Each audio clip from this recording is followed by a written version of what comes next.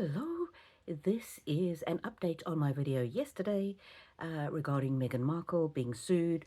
I've heard various amounts of money, $10 million, $12 million, for her bath salts recipe from her show With Love Meghan. Now, I've been a lawyer for 3 decades, so I do know a bit about the law, but in this video I'm not giving any legal advice, obviously. I'm just explaining what I believe might be happening in a case like this, and this is partly a response to the black belt barrister. Now, I love his videos, he's fantastic, he tells a lot of useful information, but I do have to disagree with him on this one. So one of the things that he said is, so what's happened, if you didn't see my video yesterday, I'll put it in the pinned comments, but basically, a lady who's a fan of Meghan Markle, Robin Patrick, went ahead, she saw the With Love Meghan show, she saw how Meghan did the bath salts for her wonderful friend, the crying makeup artist, Daniel, I think his name was, and so Robin, Mrs. Patrick, decided that she was going to replicate the bath salts and, luxuriate. So she followed what Meghan did on the show, and she ended up with terrible burns, terrible ulcers, and she's now wanting to sue Meghan Markle, or at least just have Meghan Markle pay for her her medical costs and also some pain and suffering. So, and then Meghan's lawyer fired back an email saying, or a letter saying, no, you shouldn't have used Epsom salts because they're contraindicated for people with diabetes. Now, I have a bag of Epsom salts in my bathroom. I've had a look at it, and it does not have a warning not to use it if you're diabetic. So it depends perhaps on which type of Epsom salts she used. I don't know. But to reply to what the black belt barrister said in his video, he was saying, in order for Meghan Markle to be liable for this lady's injuries, there's a whole lot of things that have to happen. One of the things is causation. So was it the actual recipe that Meghan showed on her show? Was it that caused the injuries? If we assume that can be proved, and if we can assume that the injuries are genuine, because it's not the type of thing I really think people would fake, but they could. But if we just put that aside and we assume that it's genuine and the injuries were as horrific as stated, and apparently Radar Online has got some terrible photographs of the injuries. I'm not looking at them anyway, but apparently it's really bad. So if we can assume those things, the thing that Black Belt Barrister says is that he doesn't think that there's a genuine claim to be had against Meghan Markle because she has to have had a duty of care, and he doesn't think she had a duty of care to her viewers, and so therefore there's no case. And that's exactly what one of the things that Meghan's lawyers will be arguing. Now, I have a slightly different take on that. Now, we know that when we see something on film, it's not always something that we should be copying. Okay, so if we think of a out of left field example, think of Tom Cruise. He's in a movie. He's in Mission Impossible, one of the many, and as his character Ethan Hunt, he grabs onto the skids of a helicopter, or he hangs onto the wing of a plane, and the plane flies off, and he then goes to his destination. We all understand and know that is a movie. It is fake. It is fiction. He is not encouraging anybody to grab onto the skids of a helicopter or to hang onto the wings of a plane and save yourself the cost of a plane ticket. He's not encouraging us to do that. He's not. We know that it's fake, and we know that he's doing a stunt. And even though he does his own stunts, most of them, we know that he's not encouraging us to replicate that behavior. So in that kind of situation, Tom Cruise has no duty of care. And if some idiot wants to go and hang themselves off a wing of a plane, that is totally their decision. And in that situation, I would agree. There's no duty of care, not Tom Cruise's responsibility if one of us turns out to be a little bit mentally challenged and copies the actions on the film. However, we've got to look and see what type of film is with Love Meghan, this Netflix show. The whole point and the premise behind the show is that Meghan was going to show us her tips and tricks Like, don't ever use tap water when you're making ice cubes because it's not going to be good. Um, Sprinkle flowers on your pancakes. So the whole point is that she's teaching us something. She's showing us something that we are supposed to copy. Uh, if you think of Jamie Oliver making a video on how to make the best scrambled eggs ever, he's explaining it, he's showing it. The whole point of it is for you to copy and do what he's doing and then make the same kind of great scrambled eggs that he makes. And it's the same thing with this With Love Meghan show. So I think that there is a duty of care due to the nature of the show. The whole point of the show is that people would copy or should copy because she's this wonderful, amazing hostess who loves her family and her friends like no other. That's not me. That's the description of the show. She's going to show us how to be this loving, kind, wonderful person. And the whole point of it is to teach us plebs who know nothing about looking after our friends and family. She's teaching us how to look after ourselves and how to look after others. So the whole point of putting that thing in the show was that she wanted people to copy her. She expected people to copy her. She encouraged people to copy her. Otherwise, what would the point of, there would be no point of doing it.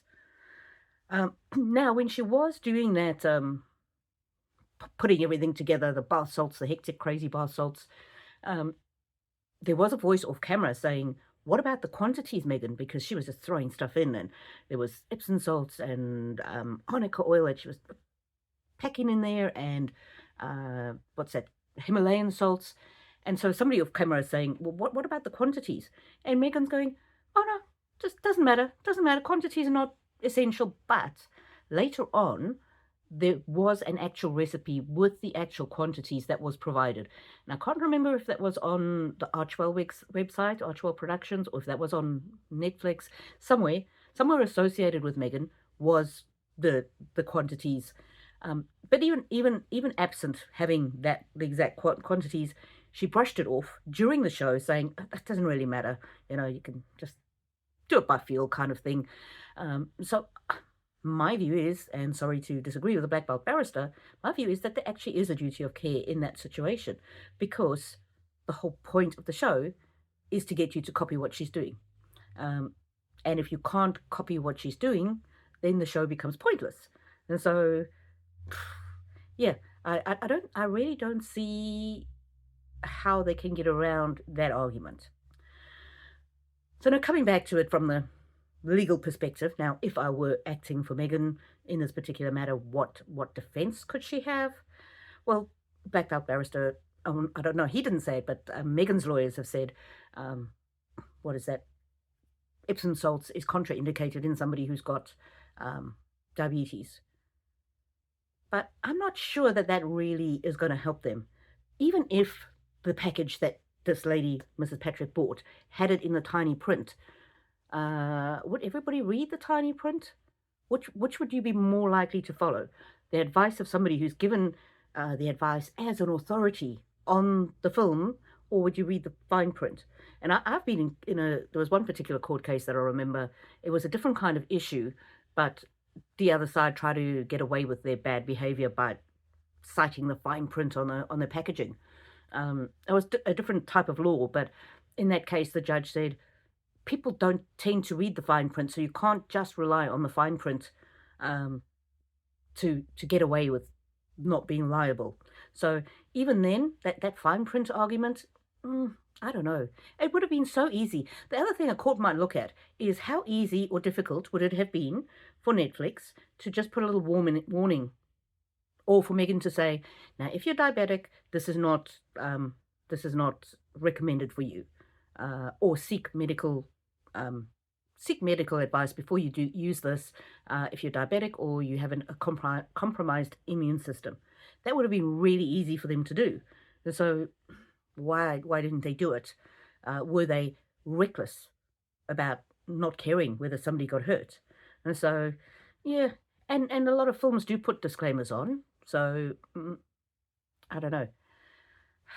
If it went to court, the main way that I see Meghan succeeding is just simply because of having lots of money and being able to sort of spread it out, been able to make it last for a long time. And Mrs. Patrick, poor lady, she's already not well. The stress of it and whatever costs, although she might have a lawyer doing it, no charge, but then they take a cut of whatever she might get out of it at the end. So that is one of the way that I could see Meghan potentially winning, is with her lawyers just dragging it out and dragging it out and dragging it out, and if they find against her, appealing. But legal argument, if I had to assess it, I think she did owe a duty of care. And the other thing was that her lawyers had said something about it was unforeseeable that this type of injury could happen. And that's completely untrue, because so many people came out after the show saying, please don't do this, please don't do this. Not only the Epsom salts, but the arnica, what did she have? What do you call that oil? Essential oil. So essential oil is an oil that is highly, highly, highly concentrated and is very strong. And if you have essential oil, like an arnica essential oil, you would not put it directly on your skin. You would need to put it into a carrier oil first. Otherwise, it will burn your skin. And so that Meghan should have known as well. She should have said, use a carrier oil, because Meghan didn't use a carrier oil. And I don't know if it reacts differently if it's in water, or if you need a carrier oil if it's in water. I don't know. But she's recommending to people to put this product together and to use this special Meghan Markle bath salts. She should know what she's doing, and she should know the risks, and she should be warning people of the risks. And also, when it's a celebrity, like Meghan is a celebrity, people who look up to celebrities, the celebrity is in a position of authority, in a sense, and so people trust them, and so they will follow what that person says. So I think it's going to be a difficult argument for Meghan to win.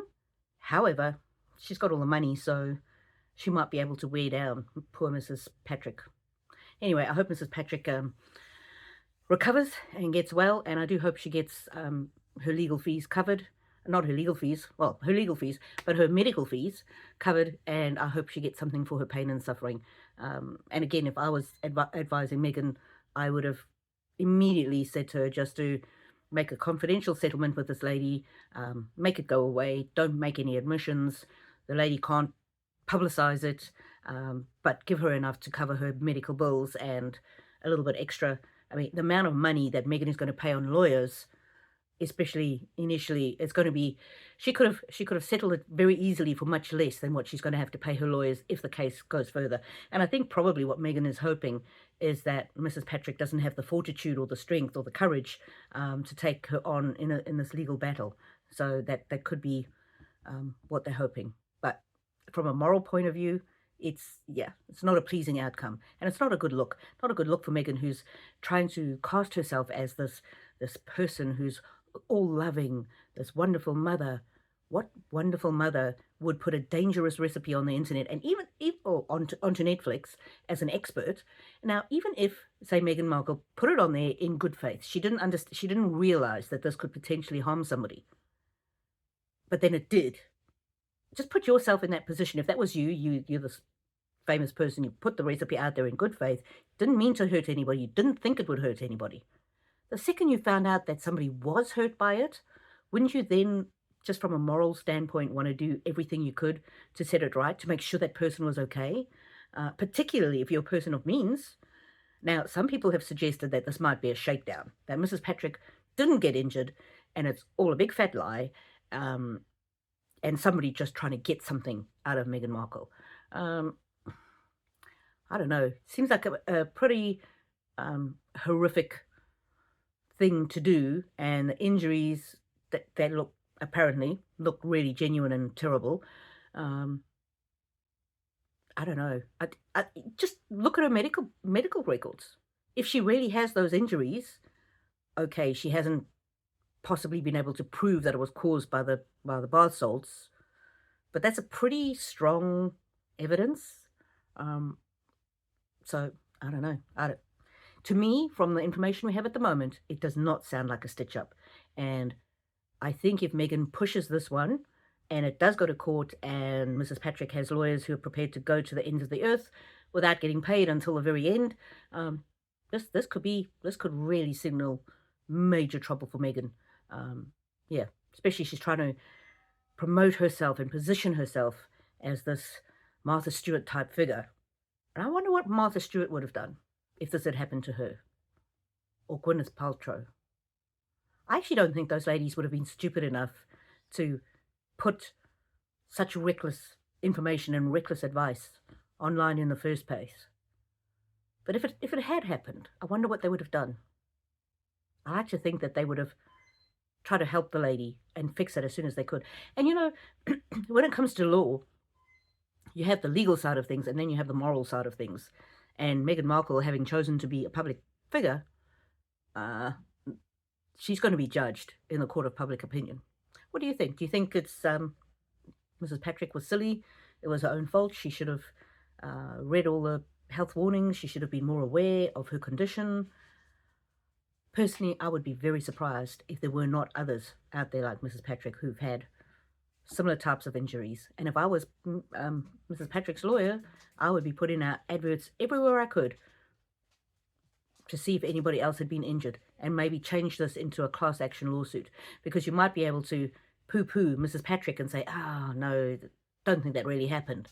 But if you get 10 Mrs. Patricks or 20 Mrs. Patricks or 30 Mrs. Patricks, then what happens? The whole scenario changes. And it's difficult then for the lawyers to argue, oh, they should have known better, or, oh, it didn't really happen. Although it can, when you do a class action, it can attract chances. So maybe not everybody who claims to be injured in that situation would be genuine, but the lawyers are savvy enough. I mean, they would look at the information and the evidence and the medical records, and they wouldn't add people to a claim unless they genuinely thought that was a real claim.